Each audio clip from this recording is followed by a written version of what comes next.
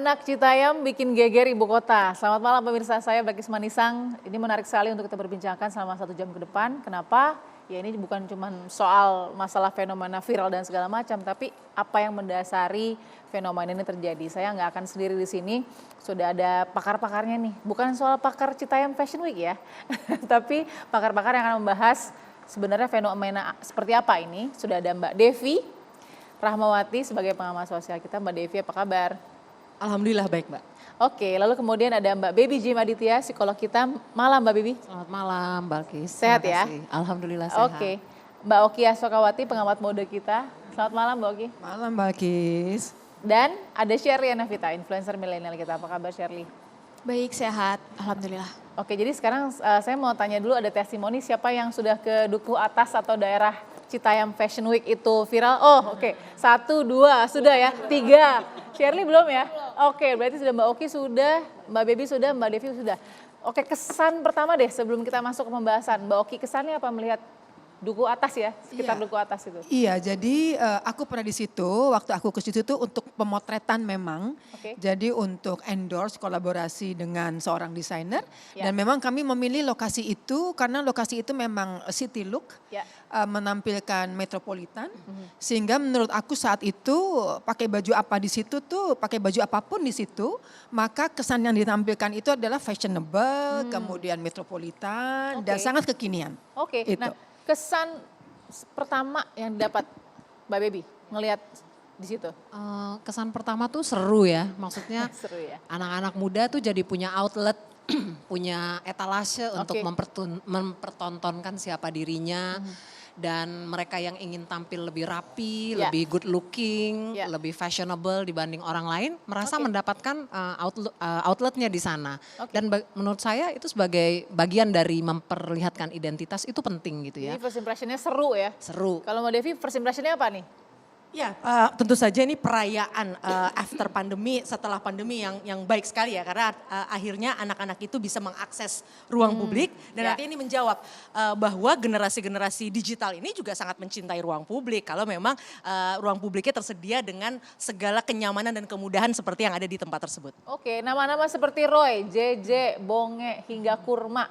Ini mendadak viral di media sosial. Ini anak-anak Citayam menarik sekali ya, dengan gaya-gayanya yang Harajuku style, yang hip hop style gitu ya. Mereka juga menongkrong di kawasan Sudirman ini dan Duku Atas itu. Jadi banyak sekali orang yang menyebut ini menjadi Citayam Fashion Week. Kita lihat dulu informasinya.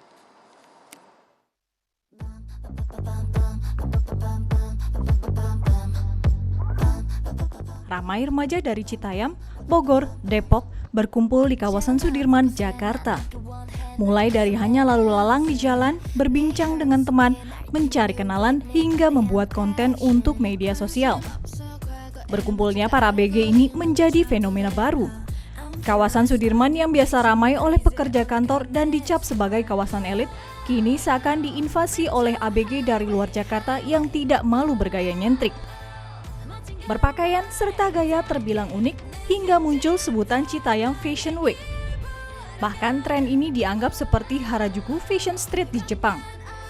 Awalnya dianggap nyeleneh, namun akhirnya bisa berkembang mendunia. Fenomena Citayam Fashion Week tidak hanya soal fashion. Berkumpulnya para remaja dari luar Jakarta pada malam hari juga menjadi sorotan. Usia remaja berperilaku di luar batasan. Sekolah tidak lagi menjadi pilihan. Demi eksistensi mendobrak aturan, keluar dari batasan bagi anak remaja, sudahkah wajar?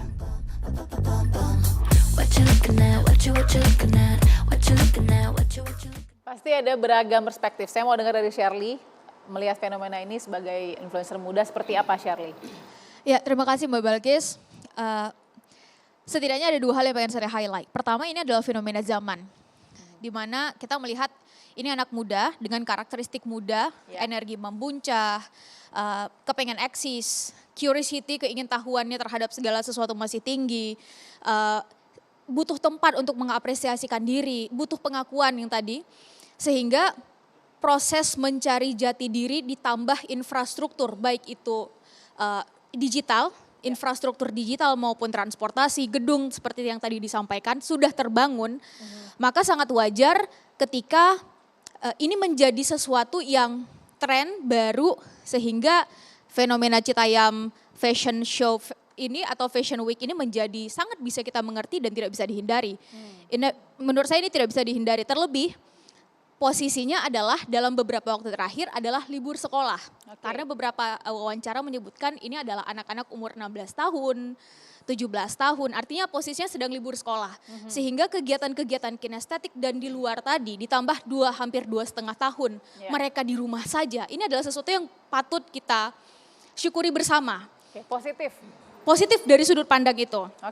Sedangkan kita juga perlu melihat bahwa fenomena ini jangan sampai hanya mengarah ke sisi pamer, alay, atau nongkrong-nongkrong, tidak ada tujuan mengejar hits dan viral, bahkan mengarah ke sisi-sisi yang kedepannya bisa jadi negatif dan mengganggu. Maka alangkah baiknya apabila dalam hal ini pemerintah daerah, Kemenpora, atau bahkan Kemenparekraf yang sudah memberikan inisiatif-inisiatif baiknya, itu melakukan beberapa inovasi yang sifatnya memberi wadah, mewadahi kreativitas ini agar lebih terstruktur ke depannya. Sehingga yang muncul nanti adalah domino impact, yang segala sesuatu kan selalu ada dua sisi ya, impact positif, impact negatif. Sama halnya dengan fenomena ini, saya yakin akan ada impact positif dan negatifnya. Minimal kita bisa melihat impact positifnya adalah anak muda, terutama Gen Z, bisa setidaknya kalaupun tidak terlepas secara total, minimal terhindar dari kegiatan-kegiatan negatif seperti narkoba, tawuran. Ini jauh lebih baik saya pikir. Dan yang kedua saya tambah sedikit, bahwa pada akhirnya ke depan ini akan menghasilkan karya-karya yang sifatnya borderless. Bukan hanya sesama kita yang di Indonesia, bahkan bisa menjadi contoh untuk, bahkan bisa jadi alat diplomasi untuk keluar. Itu positifnya. Mungkin negatifnya nanti kita bisa diskusi setelah. Tapi kita nggak menutup kemungkinan apapun bisa terjadi ya dari kelahirannya anak-anak Citayam dan sekitarnya ini. Nah, mungkin Mbak Baby, kalau kita mau dengar nih dari segi psikolog ya, gimana sih sebenarnya, kan ada perubahan orientasi nggak sih yang terlihat dari mereka juga dalam kemudian berekspresi, mencari aktualisasi, terus kemudian dengan tadi pilihan-pilihan tentang, bahkan Menteri Parekraf juga sudah menawarkan beasiswa kepada salah satu yang juga cukup viral ya, kalau nggak salah namanya Roy ya, ditawarkan beasiswa tapi sejauh ini menolak begitu. Ya, sebelumnya saya mau kasih selamat dulu untuk warga Citayam dan Bojonggede. Saya warga Tajur Halang, Sasak Panjang, jadi saya tahu persis nih daerah Citayam dan Bojonggede karena daerah tempat tinggal saya. Jadi sebagaimana yang Shirley sampaikan, itu memang suatu hal yang sangat positif dan perlu dari awal nih kita kawal gitu. Supaya jangan dari awal udah curiga aja, hanya karena mereka anak muda. Belum tentu karena mereka muda terus mereka jadinya banal atau liar, belum tentu. Justru kita harus syukuri karena setelah pandemi lama sekali mereka juga terkungkung dalam rumah, dalam kegiatan-kegiatan yang terbatas. Sekarang mereka punya akses ke ruang publik dan mereka manfaatkan itu dengan sangat kreatif ya. Hampir semua foto-foto yang kita lihat di medsos dari Citayam Fashion Week ini kan bagus-bagus ya. Karena tadi yang Mbak Waki udah bilang city view gitu ya. Nah, tentu itu juga menolong untuk membuat medsos mereka lebih kaya daripada hanya konten alay-alay ya. Jadi lebih bagus lah ya. Tentu juga selain fashion, mereka yang punya hobi fotografi atau videografi juga menjadi tertantang untuk mengambil shot-shot yang bagus angle-nya gitu kan. Nah, jadi buat saya itu sangat baik untuk mengaktualisasikan diri. Juga mereka yang punya bakat sebagai desainer kah atau penata gaya atau sebagai model kan pelan-pelan akan menemukan jati dirinya di sana karena ada pengakuan. Ini mungkin juga jangan-jangan karena kita sebagai orang yang lebih tua atau parents nih atau orang tua kurang memberi outlet kepada anak kita untuk menampilkan kehebatan dia dan kita kasih apresiasi. Sehingga mereka selalu craving untuk cari apresiasi di tempat lain. Ya, salah satunya di teman sebaya kan, di peer-nya mereka yaitu teman-teman yang di stasiun kereta api itu. Jadi menurut saya ya di awal-awal ini biarkan dulu ya. Nanti kita lihat kan mereka pasti punya pengembangan karya, ya pengembangan kegiatan dan sebagainya. Tentu sambil kita sebagai yang tua-tua ini ngarahin juga supaya mereka terjaga dari hal-hal yang negatif. Dan satu hal yang juga penting untuk kita sampaikan bahwa memang ini mungkin terinspirasi dari Tokyo Fashion Week atau Harajuku Style yang seru-seru itu ya untuk menjadi berbeda dari orang lain. Perlu kita sampaikan juga kepada mereka bahwa yang keren itu bukan yang serba luar negeri aja gitu.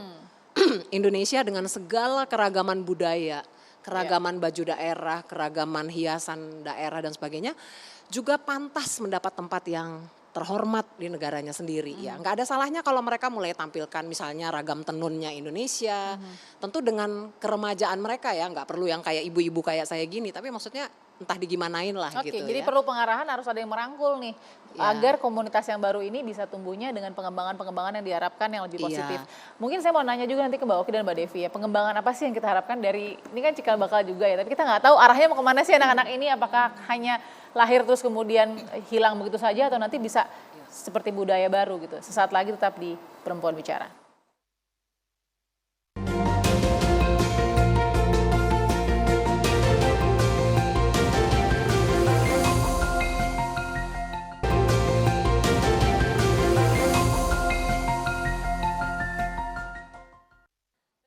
Malam hari ini saya berada di kawasan Sudirman, tepatnya ini di Stasiun Dukuh Atas. Nah, kalau biasanya di kawasan Sudirman ramai dengan para pekerja kantoran yang berpenampilan formal, sekarang agak berbeda nampaknya.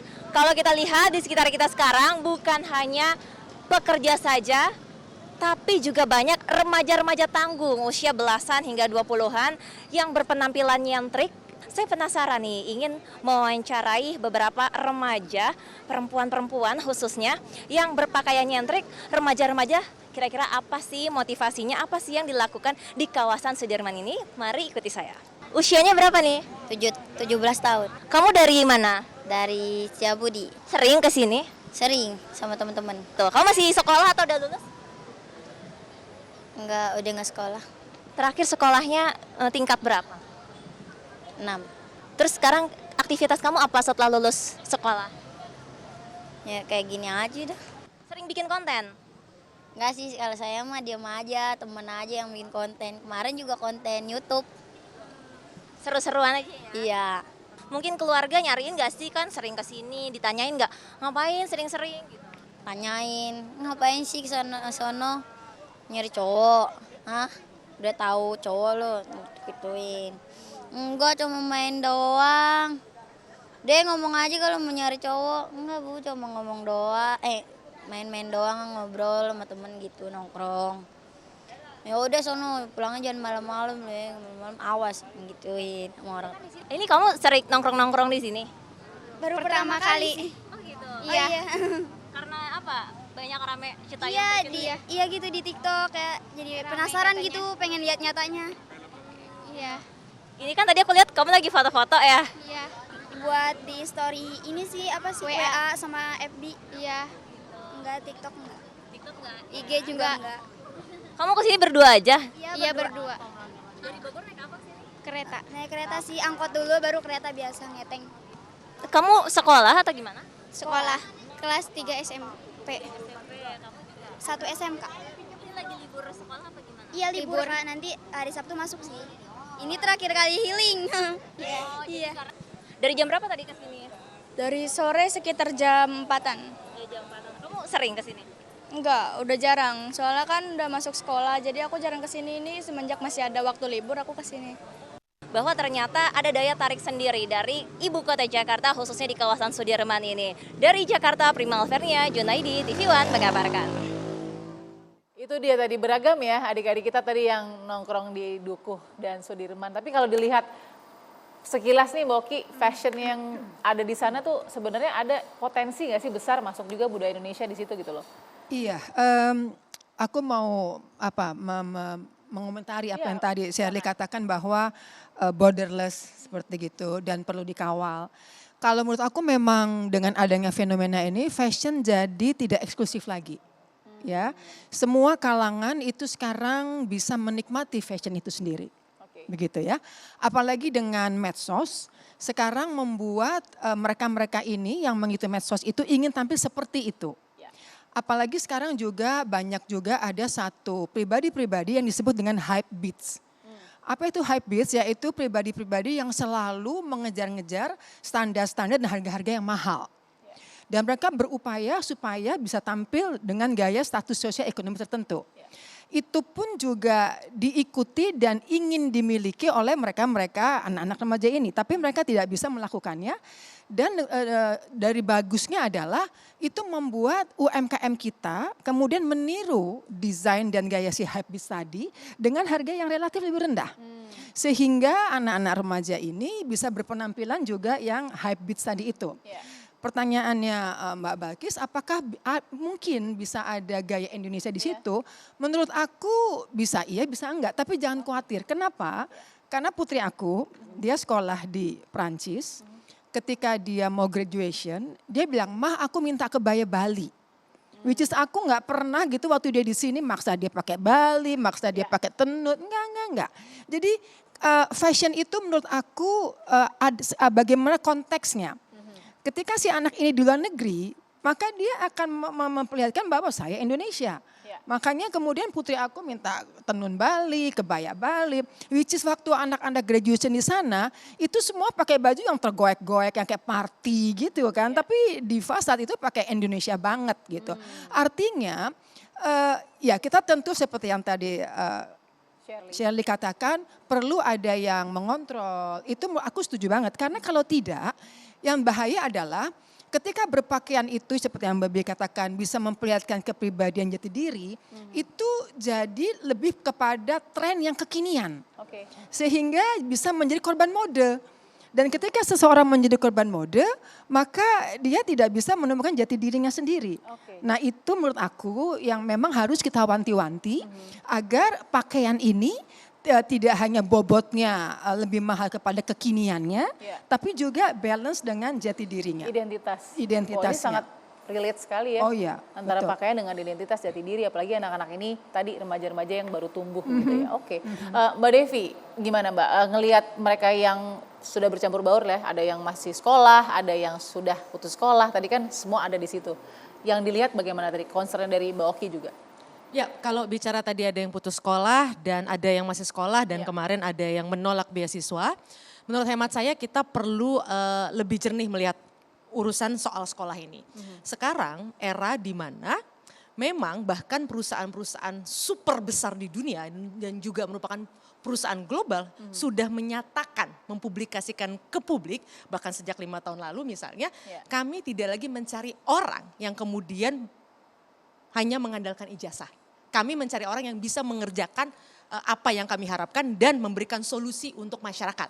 Artinya apa? Sekolah di era sekarang justru bukan lagi sekedar sekolah seperti yang dibayangkan. Jadi penolakan Roy itu jangan dianggap bahwa anak-anak ini adalah anak-anak yang tidak peduli sekolah. Kenapa? Dia bilang dia menjadi konten kreator. Di dunia sekolah konten kreator itu dalam catatan saya dan itu sekolah vokasi dan sekarang Presiden Jokowi sudah sangat serius soal sekolah vokasi, memang itu yang dibutuhkan. Jangan anggap remeh konten kreator karena beberapa sekolah seperti di China misalnya clear. Anak yang lulus dari sekolah vocational content creator gitu ya, itu mereka pasti mandiri. Kenapa? Karena KPI-nya, KPI itu artinya ukurannya Anda boleh lulus kalau misalnya Anda sudah memiliki sekian ribu follower. Yang artinya dia bisa mandiri karena dengan sekian ribu followers dia bisa mendapatkan penghasilan dari sana. Nah mungkin yang belum selesai kemarin itu saat ditawari beasiswa, sekolah content creator kamu mau nggak? Saya yakin mereka akan terima. Dan ini menjadi peluang sebenarnya seperti yang sudah lama diteriakkan oleh Pak Jokowi. Ayo dong kita bangun sekolah konten kreator, sekolah apa dan sebagainya. Ini peluang. Nah artinya kita justru harus memeluk anak-anak ini karena sekolah konten kreator di dunia itu sedikitnya ada 14 sekolah. Dan itu nggak main-main, sekolah-sekolah besar seperti Columbia, di Korea, di Swiss dan sebagainya itu ada. Nah artinya menurut saya sangat salah kalau kemudian kita melihat mereka sebagai anak-anak zaman yang tidak berguna. Salah, mereka justru merupakan representasi dari peradaban baru yang kita yang harus memahami. Masalah sekolah atau tidak, nanti yang paling penting adalah anak-anak sekarang itu membutuhkan tempat di mana mereka sekolah dengan bahagia. Bahagia itu apa? Mereka memang sekolah untuk sesuatu yang mereka senang lakukan. Berbeda di era saya, di mana kami sekolah, karena gini, sekolah di Indonesia itu hanya hanya satu, semua orang diharapkan menjadi academician. Padahal di dunia itu hanya ada dua, Anda menjadi scholars, menjadi ilmuwan, atau Anda menjadi profesional. Profesional itu macam-macam, salah satunya konten kreasi. Nah ini yang kemudian sekarang alhamdulillah ruangnya sudah ada. Justru mari kita sambut adik-adik kita itu, beasiswanya kita sesuaikan dengan apa yang menurut mereka menjadi masa depan mereka. Dan kalau bicara tadi soal budaya, ya mohon maaf, suka tidak suka, kita semua itu dalam konteks bukan hanya anak dan remaja, dalam konteks konsumsi informasi, kita ini ditawan sebenarnya dalam supermarket budaya yang sayangnya memang didominasi oleh budaya barat dan juga budaya kota, suka tidak suka, dan itu seluruh dunia. Jadi tidak heran kalau mereka kemudian dalam konteks mencari jati diri, rujukan mereka yang mereka tiap hari lihat 27 jam itu adalah barat, yang mereka akan meniru itu dan menerjemahkannya dengan kemampuan dan sumber daya mereka. Dan menurut hemat saya nggak perlu disalahkan. Bicara Korea Selatan, lihat bagaimana artis-artis mereka sangat barat, pakai jas dan sebagainya, tapi mereka tidak kehilangan jati diri. Kenapa? Karena tetap menggunakan bahasa mereka, lalu mereka promo baju mereka promo perilaku. Jadi budaya itu tidak harus diterjemahkan dalam konteks baju. Misalnya orang Korea menunjukkan bahwa dengan fans itu misalnya tidak boleh tangan menyentuh. Laki-laki tidak menyentuh perempuan. Itu kan budaya yang ditransmisikan. Nah artinya nggak ada salah kalau casingnya masih sangat barat. Tapi yang penting value ini. Dan itu yang perlu kita bantu agar juga ditransfer dengan baik ke anak-anak ini. Berarti cara berpakaian tidak korelasi dengan identitas kalau bagi Mbak Devi ya. Ini tergantung bagaimana dia menyikapi karakternya sendiri mau kemana. Jadi ada dua perspektif berbeda nih Mbak Oki. Jadi artinya kita sudah mulai menerima, benar nggak sih? Saya mendengar Sherly deh. Sherly atau Mbak Baby juga ya bisa langsung saja kita berdiskusi. Tadi bagi Roy atau yang lain-lain ya mungkin yang tidak bersekolah saat ini gitu ya. Dia punya pilihan sendiri untuk jadi content creator dan Mbak Devi tadi mengamini bahwa kalau memang mau diberikan arahan, ya berikan beasiswa soal content creator misalnya. Nah setuju nggak, sepakat nggak dengan hal itu? Ya, saya sepakat bahwa pendidikan yang dibutuhkan adalah yang saat ini sesuai dengan zamannya. Karena toh yang tadi sama-sama kita lihat adalah fenomena zaman. Kita nggak tahu 5 tahun, 10 tahun ke depan fenomenanya juga berbeda lagi. Nah, tapi ketika pendidikan ini kita artikan sebagai mesin untuk mengeluarkan mereka-mereka, anak muda, manusia-manusia yang quotes unquote mindsetnya sudah dipersiapkan untuk bekerja, maka ini ada yang salah dalam mengartikan pendidikan menurut saya. Karena pendidikan ini kan adalah membuat struktur berpikir, melihat masalah, ujungnya adalah problem solving. Sehingga it's a part of literasi. Nah, dalam melihat kesempatan ini, justru kedepannya mau nanti pada akhirnya adalah sekolah content creator, atau mungkin kedepannya adalah mungkin desainer atau seterusnya, pariwisata dan seterusnya, itu nggak ada masalah. Itu sangat tergantung pada kemampuannya di mana, skillnya di mana, kan ada bakat, ada potensi. Yang itu akan terus, kita semuanya adalah proses menjadi selama kita hidup. Tapi pada akhirnya pendidikan ini nggak ada selesai-selesainya. Mau itu terstruktur atau tidak terstruktur, itu adalah pilihan. Namun ketika dia masuk pendidikan secara terstruktur, dengan kata lain quotes unquote, ini semuanya masih terukur. Artinya dalam mencoba sesuatu ini ada mentornya, networkingnya semakin meluas. Namun satu hal yang ingin saya highlight Mbak Balkis bahwa fenomena tadi, yes kita semua di sini sepakat ini positif harus kita apresiasi. Namun akan ada impact negatif yang kita sama-sama harus aware dari awal. Dan sinyalmennya ini harus kita sadari bahwa pada akhirnya akan ada manusia-manusia yang viral seperti yang tadi Mbak Balkis sampaikan.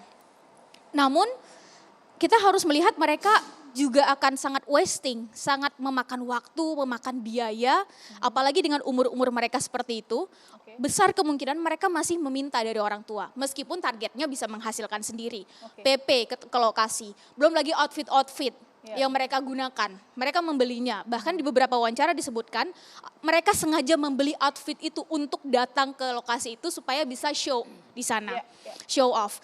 Yang kedua, ini bisa memancing mereka untuk meninggalkan kewajiban mereka yang sekolah gitu, dan kedepannya kita semua tidak berharap, tapi ada potensi ini terjadi kriminal. Mbak Baby lihat nggak ada potensi dari mereka-mereka yang saat ini memilih jalannya seperti ini gitu?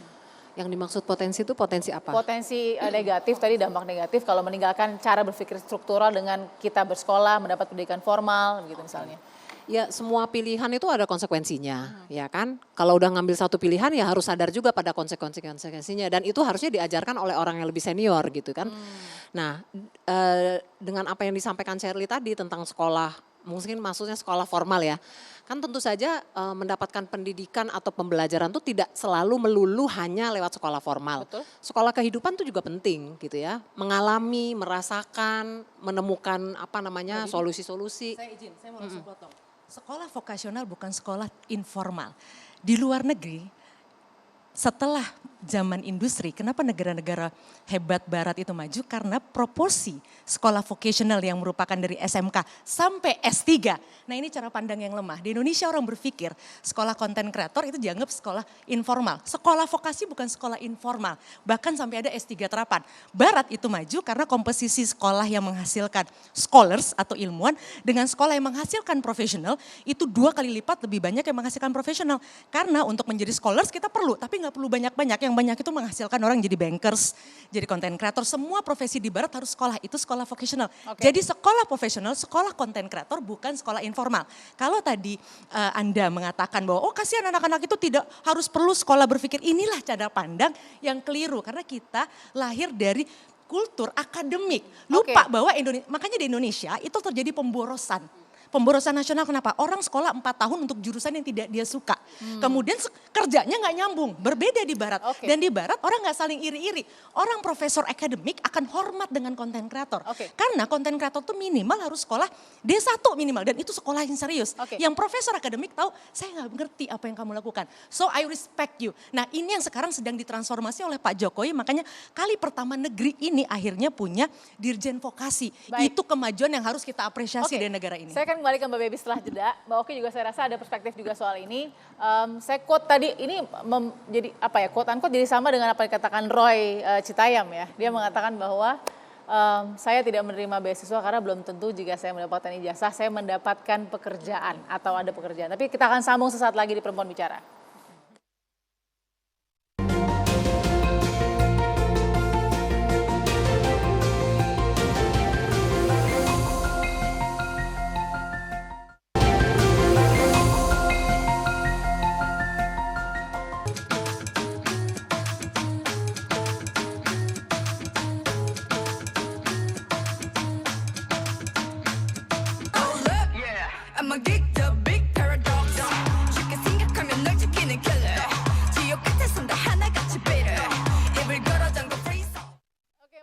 Pembahasan kita di Perempuan Bicara, anak Citayam bikin geger ibu kota. Kita lihat ya, kalau dampak positif mungkin atau mungkin pengaruh positif mungkin banyak kita sudah lihat. Tapi yang disoroti sama pemberitaan nih ada dampak-dampak negatif ya tentang anak-anak di Citayam Fashion Week spot ini. Kita lihat satu, kisah miris dari viral bocah Citayam 3 minggu tidak pulang demi konten.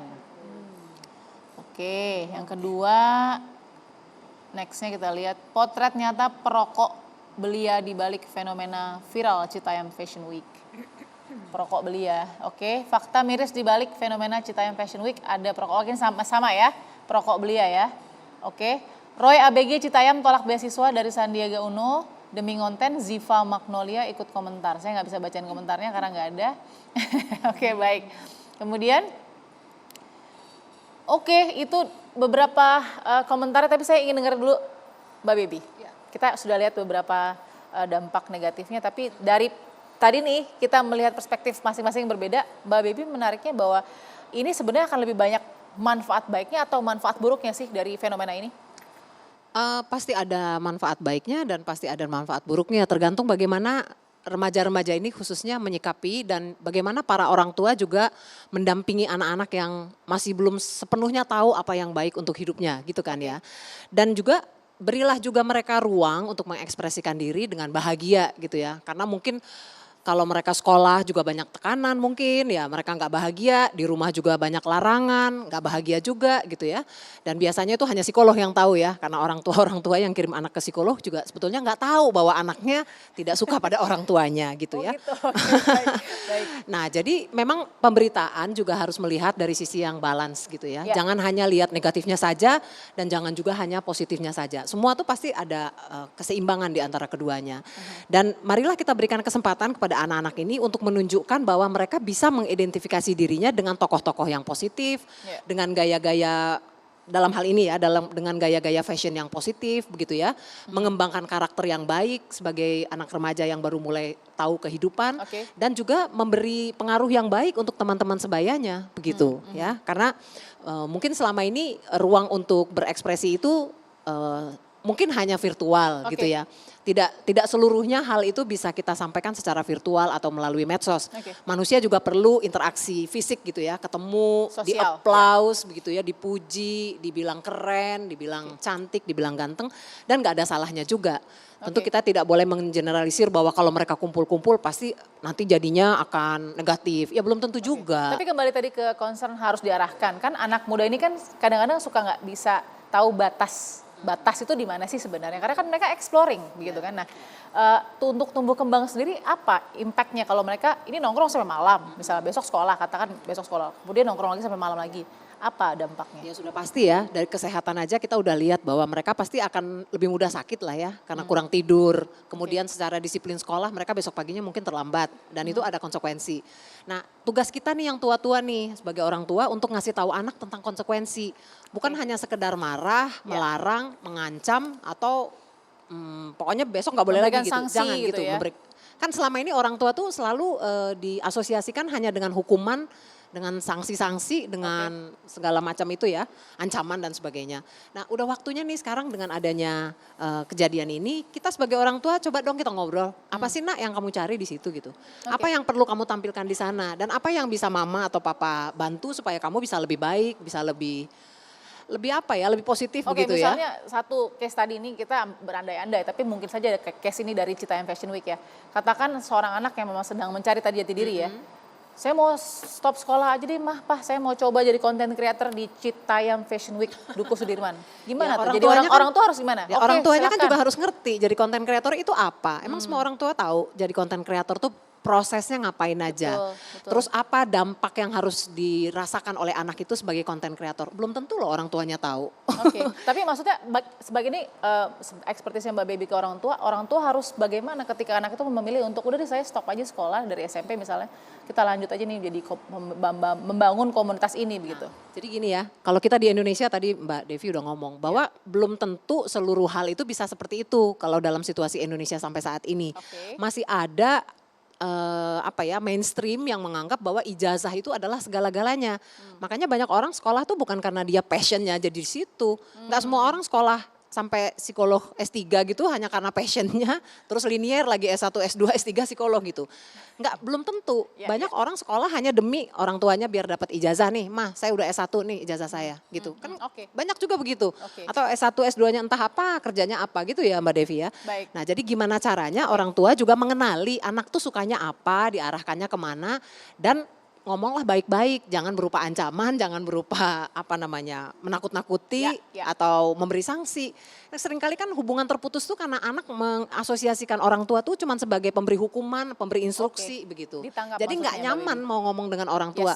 Begitu dia nggak nyaman ketemu sama orang tuanya, di luar sana kan ada banyak orang yang lebih nyaman diajak bicara. Terutama peer-nya itu, teman-teman sebaya yang belum tentu lebih pintar dari dia, lebih wise daripada dia. Akhirnya salah lah jadinya begitu. Itu concernnya. Mbak Oki selain melihat tadi soal mode kan bukan hanya itu saja, pasti concern juga Mbak Oki sebagai perempuan, sebagai ibu bahkan yang ngelihat tadi ya, sebenarnya kita juga harus fleksibel tapi juga hati-hati karena di Indonesia. Nah apa sebenarnya concern Mbak Oki soal itu? Iya, saya rasa kalau ada seorang anak kemudian ingin menjadi content creator, menurut hemat saya nggak apa-apa juga gitu. Karena zaman sudah berubah, kalau dulu orang berbondong-bondong ingin jadi pegawai negeri begitu kan ya. Sekarang kan peluang kerjaan kan banyak, content creator, desainer, model, fotografer. Yang mana itu bisa membuat mereka bahagia. Dan tadi Mbak Devi bilang ketika seorang bahagia maka prestasinya akan lebih baik begitu. Dan berbicara mengenai fashion itu sendiri, karena tadi saya diminta sebagai pengamat mode di sini. Fashion itu atau mereka tampil itu sebenarnya itu adalah suara hati mereka. karena you are the message gitu ya. Kalau katakanlah mereka pakai jeans yang bolong-bolong begitu, itu sebetulnya salah satu bentuk dari radikalisme mereka terhadap mereka yang sudah mapan, yang rapih begitu ya. Jadi menurut hemat aku selama mereka happy, mereka bahagia, monggo silahkan di sana. Kalau tadi Sally mengatakan bahwa pendidikan itu tidak ada habisnya, tidak akan selesai terus, biarlah mereka di situ kepentok-pentok sendiri gitu. Misalnya Maksudnya kepentok-pentok sendiri di gimana nih Bu Oki? misalnya ditemukan kok ngerokok terlalu masih kecil dong ngerokok gitu ya. Sebenarnya kan nilai-nilai itu kan diberikan ketika dia SD. Ya, ketika dia SMP maka peran keluarga udah agak longgar gitu. Saya ingat betul ketika seorang kakak saya itu rapi banget ya di rumah ya. Kemudian anaknya sekolah gitu sendiri gitu. Berantakan enak waktu di rumah. Tapi begitu di luar itu anak rapi gitu. Artinya tadi bilang mesti kepentok-pentok sendiri gitu. Karena sekali lagi dia akan belajar di situ. Memang perlu harus ada kontrol dan lain sebagainya. Itu memang peran-peran pemerintah, peran tokoh agama mungkin atau peran public figure mungkin yang bisa memberikan contoh. Dan sekali lagi menurut hemat saya antara kekinian fashion tadi dengan jati diri menurut hemat saya itu yang harus seimbang. Jangan kemudian jadinya lebih korban mode daripada dia tidak tahu jati dirinya sendiri. Karena bagaimanapun juga menurut hemat saya busana itu pasti menampilkan jati dirinya. Hanya ada orang yang nggak ngerti, gue cocok nggak ya pakai ini? Orang coba, bahkan orang-orang tua sendiri kadang-kadang nggak bisa menemukan fashionnya buat dirinya sendiri. Karena memang mendapatkan jati diri itu nggak mudah gitu. Jadi memang semua harus kita lalui. Orang harus tahu mana yang dia suka, mana yang nggak suka. Dia lihat tokoh idolanya, dia public figurnya. Lama-lama dia akan menemukan jati dirinya sendiri. Begitu. Shirley, ada catatan soal apa yang kita bahas hari ini sepertinya sangat merupakan pilihan bebas juga dari anak-anak yang sudah beda zaman dengan dulu begitu. Ya, mungkin Shirley sedikit meluruskan dulu tadi yang disampaikan Mbak Devi, Mbak Balkis, bahwa Shirley pikir kita semua sepakat di sini bahwa pendidikan advokasi itu atau pendidikan vokasi itu adalah bagian dari pendidikan formal. Yes, kita semua sepakat. Artinya mayoritas publik itu masih dalam pikiran mereka bahwa mendapat ijazah belum tentu nanti saya dapat kerja. Itu adalah pernyataan Roy. Artinya yang tadi kita sampaikan adalah mengutip dari perkataan Roy. Artinya ini fenomena publik yang harus dibaca. Kalaupun memang artinya begini, kita juga harus mengapresiasi bahwa Kemendikbud sudah memberikan begitu banyak fasilitas dalam beberapa tahun terakhir ini untuk mendapatkan kursus-kursus gratis. Bahkan di zaman sekarang kita bisa ikut 2 bulan, 3 bulan secara online untuk mendalami beberapa skill-skill tertentu. Artinya skill ini butuh sehingga makna pendidikan ini yang saya pikir harus disampaikan secara baik ke publik bahwa pendidikan ini bukan hanya untuk mendapat ijazah, tapi untuk menyelesaikan masalah yang ada di sekitar kita. Apapun profesinya ke depan silahkan, zaman berubah. Setiap masa ada orangnya, setiap orang ada masanya dan akan terus berganti. Sehingga melihat masalah yang ada di sekitar, menghadirkan solusi dari masalah itu dan menjadikan itu sebagai solusi bersama yang butuh didapatkan dalam proses pendidikan tadi. Mengenai ada pendidikan formal, non formal, saya pikir itu sangat bisa disesuaikan dengan zamannya. Untuk itu, apa yang bisa kita lakukan baik pemerintah, orang tua, kita semua. Saya pikir dalam hal ini secara cepat minimal ada 5. Pertama adalah memastikan agar tren atau fenomena seperti ini tidak mengganggu ketertiban, kepentingan masyarakat umum, bahkan mengarah kepada tindakan pidana. Seperti yang tadi kita sudah sama-sama lihat. Yang kedua, menyediakan wadah atau wahana, tempat, acara, kegiatan, agar anak muda ini bisa menyalurkan kreativitasnya dengan baik. Yang ketiga, memastikan agar tren ini tidak mengganggu kewajiban mereka. Kalau memang mereka masih sekolah, berarti ya itu adalah kewajiban mereka. Atau mungkin dibuat saja peraturan hanya diperbolehkan. Saya karena udah riset ke sana, mereka ini kenapa rame, mohon maaf, ini lagi masa liburan. Itu yang perlu difahami. Iya, Jadi, tapi kan artinya ada yang harus berita 3 minggu tidak pulang. Iya, karena lagi masa liburan. Karena saya udah riset di sana, saya tahu persis. Lalu kenapa pilihannya adalah Sudirman, sederhana. Kereta dari sana harga 4.000. Jauh dekat 4.000, 8.000 dan mereka memang punya uang rata-rata 30.000 maksimal 50.000. Lalu karena di masa liburan ini dan tidak semuanya juga putus sekolah gitu ya. Dan kenapa kemudian menjadi SCBD bukan berarti kemudian daerah Depok, Bogor itu bukan tidak ada tempat-tempat urban, ada. Tapi suka tidak suka pesona kota itu memang berbeda. Artinya apa? Ada kebutuhan untuk menjadi bagian dari sesuatu yang besar yaitu kota. Karena itu adalah nature-nya. nature-nya, alamiahnya anak-anak muda selalu ingin menjadi part sesuatu yang besar. Oke. Karena memang kalau bicara soal mereka nggak pulang, mohon maaf, saya setuju dengan beliau. Bukan salah anak-anak tersebut, institusi sosial seperti keluarga yang gagal dalam hal ini. Baik. Karena pergeseran parenting tadi. Baik, kita sambung, masih ada 2 tadi ya solusinya. Sesaat lagi kita dengar solusi dari masing-masing ya dengan singkat di Perempuan Bicara.